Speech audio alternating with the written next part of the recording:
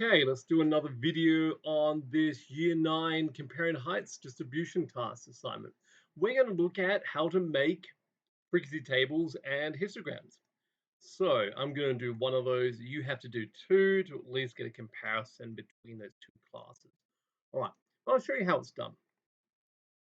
Okay, so let's go get, where's the Excel file? Here we are. Okay, so let's see, we've got our stem and leaf plots. Now, I'm going to copy this information over because we're going to do something very similar. In fact, we're going to rename this like it asks us to histograms. Now, hopefully you've done some, let's spell that right, histograms. Okay, so hopefully you've gone and done some of these yourself in class with various data. All right. So this is where we take groups of numbers, put them into particular categories in some sort of range. So it might be all the ones that start with like 15, 16. So we see if take all the numbers that start with 1, 6. There's 1, 2, 3. Well, it says at the bottom, doesn't it? Yeah, it's 5 of those. There is okay. 4 of those. There is 5 of those. Okay. And I might do it for Mr. Padman because I've got more data in this set. All right, so 21 in total. I've got 2, 4, 5s, no 6s, 7s. Yep, 8. All right, I only really have 3 categories.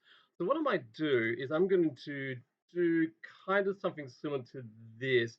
Effectively, the stem and leaf plot and the histogram are very similar in that sort of way because we're basically you're counting up how many of a certain range of values. So in our histograms, like this one, we did okay, all the numbers that start with 1, 5, so 154, 157, 159, and again. It's effectively the same thing, but we just don't have the numbers here, and we're going to put ranges in that case. All right, so let's make a table. You get a bit more freedom though to pick with your histogram. So I mean, you could do um, like you can make these more of these, and they don't even have to fall. Each one of these doesn't have to necessarily fall on a particular value either. But we're just going to keep it simple for now. So I might do something similar to this one, and you'll see it's going to look something similar at the end. All right. So let's go back to that tab. Let's go make a frequency table. So the idea we're going to have, all right. So this first one is height.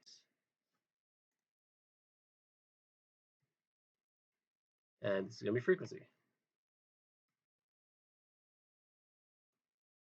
Okay. Boom. All right. So now, in this case, we're going to put a range in here. So this is going to be a wordy statement, but basically with numbers. So I'll show you what I mean. So what if we did every, like with the stem and leaf plot, we'll do every 5 values. Now, it doesn't have to be that. You know what? Let's do something different, just for the sake of being different. Okay. So we're going to do, for example, we'll start with 1, 5, 4 as our initial value, and we're going to have now, I want to include that value, but I need a special symbol for that. Okay, how do I get that on here? All right. Okay, symbols. All right, let's see if I can find in my symbols. Okay, so, all right, special characters. Yeah, there we go. Okay, that's the one, exactly the one I'm looking for. All right, so get that there. All right. All right. Okay. Insert. There we go. Okay. So, all right. So my value, it can include this on the left-hand side. So do X. Actually, maybe make a space. Yeah, let's try it like this. And include everything. Now, how far do I want to go? All right. Now, the stem and leaf plot was either grouped in 10s or 5s. I suppose you could group it in 2s, but it kind of required digits, so there's only some way you can break down 10 digits. we can do this differently. So for example, all right, so we had kind of two, when we go back to stem and leaf plot, 10 was a little bit too, like you've only got like limited columns, and these ones you've got kind of big gaps in there. So I want something better than 5 and 2. What if we went up by 7s? We can do that with a histogram. All right, so what we're going to do is we're going to go up, and this is going to seem a bit random, but hey, you can do it differently if you wish. All right, so we're going to increase by 7. All right, so what's 154 plus 7? That's 161. Okay, so that's fine. Just if you do happen to have 161, that's not included. That will be included in the next one. So just for the sake of this, I'm going to just paste a few more, and we're just going to change the numbers, and we'll see how many we have to do this. Okay, so the next one is going to include 161, but not include, okay, now plus 7 is 8. Okay, so now we go, okay, 168 is included here.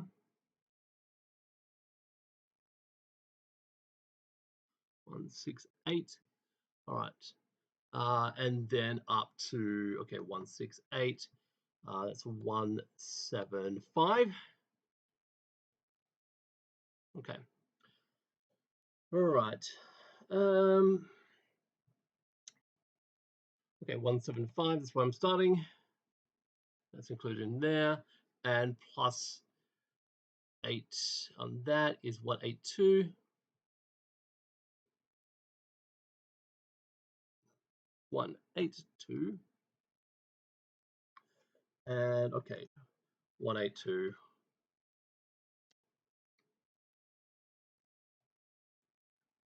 Oopsies. Set one up. Now, if you're going to compare them, you'd have to make sure these scales are the same. So this one, I think it'll be fine. You'd probably have to go one more column because there's a very tall person in Mr. Bibb's class. We'll have a look what a couple of the numbers come out as. 182. Okay. And then, okay, and then 189. Okay, so that's enough for Mr. Padman's class. Now, all my data will fit inside there. I've got 1, 2, 3, 4, 5. How many did I have in? Okay, in this one, I really had for Mr. Padman's class only used 4. In this one, 1, 2. I'll still count these 3, 4, 5, 6, 7, 8. All right. So, meh. I'm going to stick with it. I'll just see what happens when I bin this with 7 categories. So we've got 7 bins to put them in. That is actually a term that we use in my data science course called binning. So so how many can fit into this bin? Okay, so anything below 161. So it's 1, 2, 3, 4. Okay, 4 values.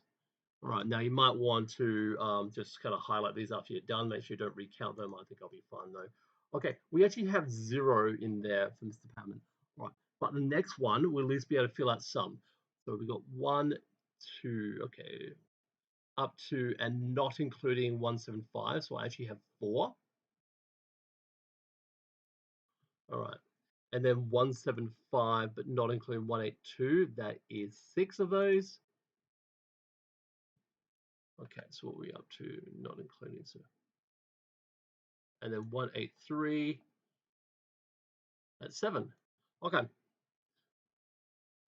All right. So that's the one for Mr. Padman's class. Now we put these in order, but the way these are expressed is going to be seen as categorical. Now let's just highlight these and see what we can do. Let's make a bar chart. Go to Insert. Just do a basic bar chart and see what happens. Okay. Yeah, it looks pretty good to me. All right. So what we're looking at. Okay. Now we need. Okay, axis titles. Let's fix these up. Okay, so okay, all right. Okay, let's do heights of Year 9 students.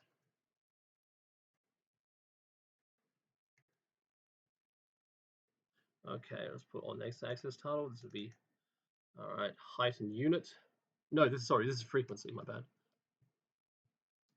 That's how many times each grouping of these occurs. Okay, and this one is okay. This one would be height. Now, for the sake of this, I might even just go and do Mr. Dibs as well for the purposes of just demonstrating something. All right, so we need one more category. Okay, so okay, I'm going to put in. Okay, so copy that, copy paste. So I don't have to keep inserting that special character again. All right, 9 and including, okay, up to 7 more would be 9, 6. Okay, all right. So for Mr. Padman, that's 0. All right. Now for Mr. Dib's class, all right, there's 1 in that category. All right, how many from 182? There is 1. Oops, 1, not 2. Okay, how many up to including, okay, 182, all right, 7. And including that, there is 7. Okay. All right. Okay, so we did, that was, all right, including that. So how many we got here? All right, and including 186, there is 4.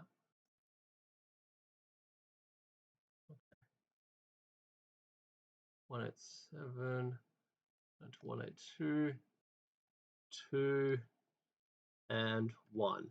Now that's nice. Mr. Div's class has a, yeah, this is a decent distribution. Okay, now how do we add that on? Well, let's go and edit these. Okay, first of all, okay, let's stretch out this one so we had the final category and those two as well. Okay, so we get this empty category there for Mr. Padman's data. And then we want to add another series. So we're going to go in and in theory, you might be able to highlight all of this and get it done. I wouldn't chance it. I just realized my spelling mistake. Someone's been in the comments screaming about it, no doubt. All right, I'll fix that in a moment. Select data. Okay, let's add another series. Okay. Series name. Okay, there's also frequency. Let's just highlight this. Series values. Okay. Yep. So now we have 2 on there. All right. Okay, so we might even put some sort of legend on there. Can we get legend? Yes, we can. Okay. That means we have to rename these. Yes, that was in the option. All right, so we don't call them frequency. All right, we'll just call that Padman. And that's Dib. They're both frequencies. So it is a frequency table. So if you can call it frequency, you can write the whole thing as frequency.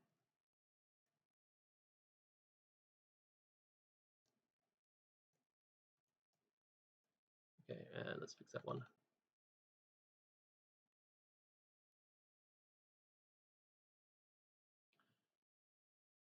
All right, a couple other things we need to fix. Why don't you fix? All right, very well. Let's do it your way. Okay. All right, height. I would actually put that in centimeters. Bracket cm. All right, so we know what unit is. Okay, now I just got to edit that data again. All right. So data. Okay, that one I want to rename it. Edit. Rename it. That is dib. Okay, so we've got a legend as well. Make it a bit larger. So now if you got a comparison here, you can see you got the 2 series together in the same groupings. Now let's see. Okay, format axes. Can we do anything fancy with that so it doesn't look so clumped up?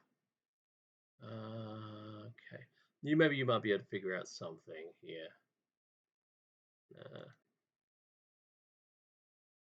Okay.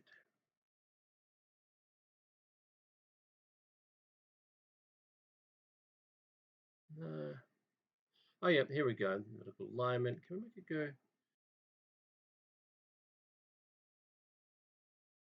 Nah, don't like that. Stat? No, don't like that either. Not really. We should go do something diagonal. That's what I'm looking at. I'm just gonna leave it alone. Just go back to where it was. You might be able to find some other options. Horizontal. Okay. It is what it is. If we just made the chart larger, then that will take care of that anyway. There you go. Okay. Okay, frequency, heights of year 9 students, got a label there. Okay, so yeah, we've got a contrast between the two of the teachers. So, yep, that's how it's done. You could try that with maybe 6 or 8 and see how you go with maybe a different data set. I just think looking at the stem and leaf plots, which are essentially kind of a special case of histograms, um, we can only really work in 5s or 10s. um, so that was the one where the stem increased by tens, and this is the one the stem increased by fives.